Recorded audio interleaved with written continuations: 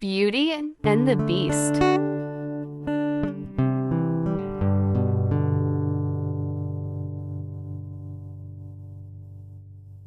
Once upon a time, as a merchant set off for market, he asked each of his 3 daughters what she would like as a present on his return.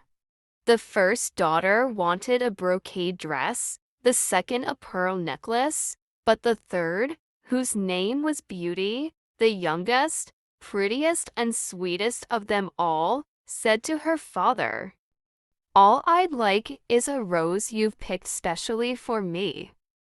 When the merchant had finished his business, he set off for home. However, a sudden storm blew up, and his horse could hardly make headway in the howling gale. Cold and weary, the merchant had lost all hope of reaching an inn when he suddenly noticed a bright light shining in the middle of a wood. As he drew near, he saw that it was a castle bathed in light. "I hope I'll find shelter there for the night," he said to himself. When he reached the door, he saw it was open, but though he shouted, nobody came to greet him. Plucking up courage, he went inside, still calling out to attract attention. On a table in the main hall, a splendid dinner lay already served. The merchant lingered, still shouting for the owner of the castle. But no one came, and so the starving merchant sat down to a hearty meal. Overcome by curiosity, he ventured upstairs, where the corridor led into magnificent rooms and halls. A fire crackled in the first room, and a soft bed looked very inviting. It was now late, and the merchant could not resist. He lay down on the bed and fell fast asleep. When he woke next morning, an unknown hand had placed a mug of steaming coffee and some fruit by his bedside. The merchant had breakfast and after tidying himself up, went downstairs to thank his generous host. But, as on the evening before, there was nobody in sight.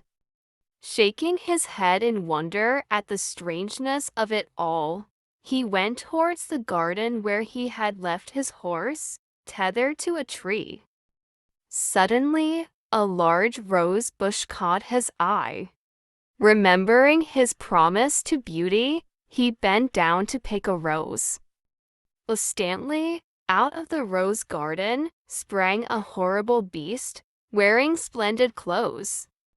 2 bloodshot eyes, gleaming angrily, glared at him, and a deep, terrifying voice growled, "Ungrateful man! I gave you shelter, you ate at my table and slept in my own bed, but now all the thanks I get is the theft of my favorite flowers. I shall put you to death for this slight." Trembling with fear, the merchant fell on his knees before the beast. "Forgive me. Forgive me. Don't kill me. I'll do anything you say. The rose wasn't for me, it was for my daughter Beauty. I promised to bring her back a rose from my journey." The beast dropped the paw it had clamped on the unhappy merchant. "I shall spare your life, but on one condition, that you bring me your daughter." The terror-stricken merchant, faced with certain death if he did not obey, promised that he would do so. When he reached home in tears, his 3 daughters ran to greet him.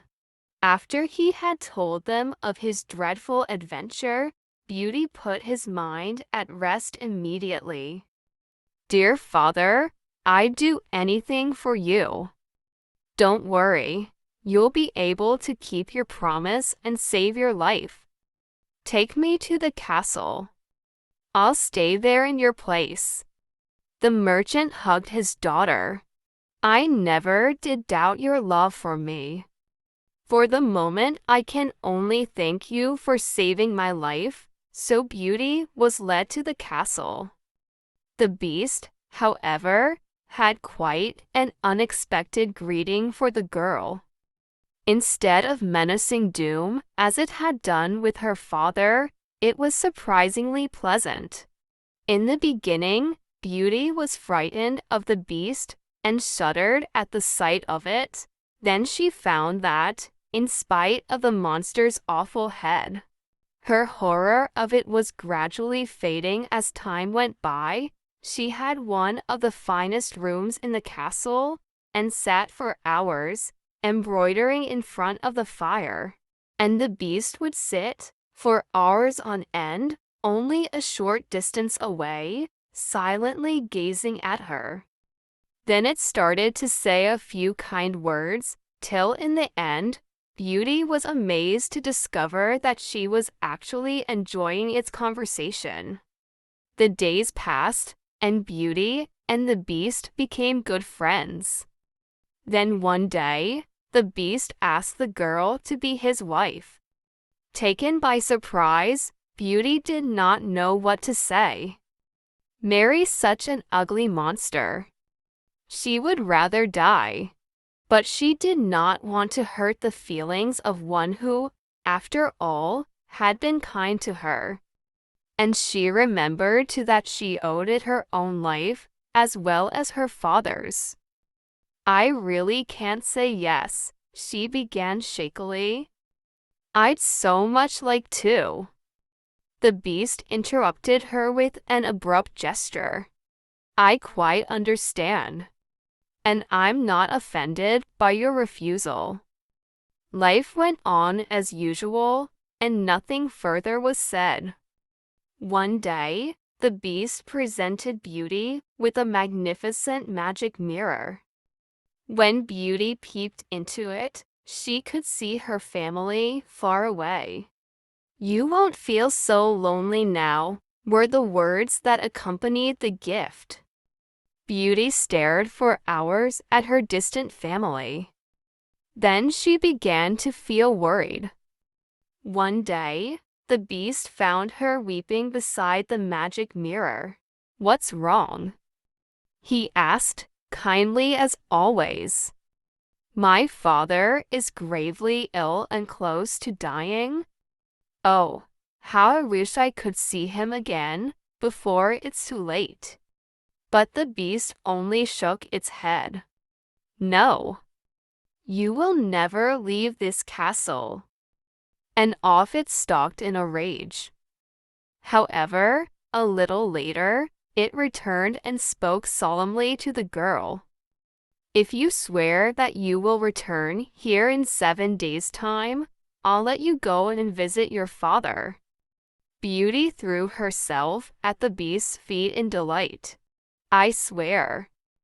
I swear I will. How kind you are. You've made a loving daughter so happy. In reality, the merchant had fallen ill from a broken heart at knowing his daughter was being kept prisoner. When he embraced her again, he was soon on the road to recovery.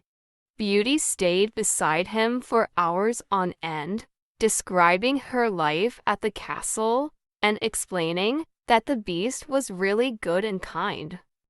The days flashed past, and at last the merchant was able to leave his bed. He was completely well again. Beauty was happy at last.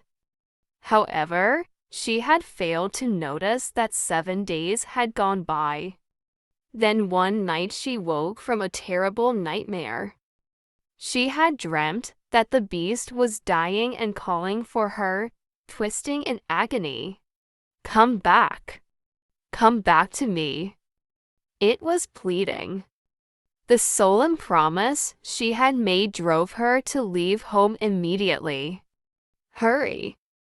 Hurry, good horse, she said, whipping her steed onwards towards the castle, afraid that she might arrive too late.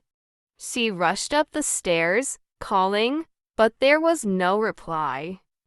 Her heart in her mouth, Beauty ran into the garden and there crouched the Beast, its eyes shut, as though dead. Beauty threw herself at it and hugged it tightly. Don't die. Don't die. I'll marry you. At these words, a miracle took place.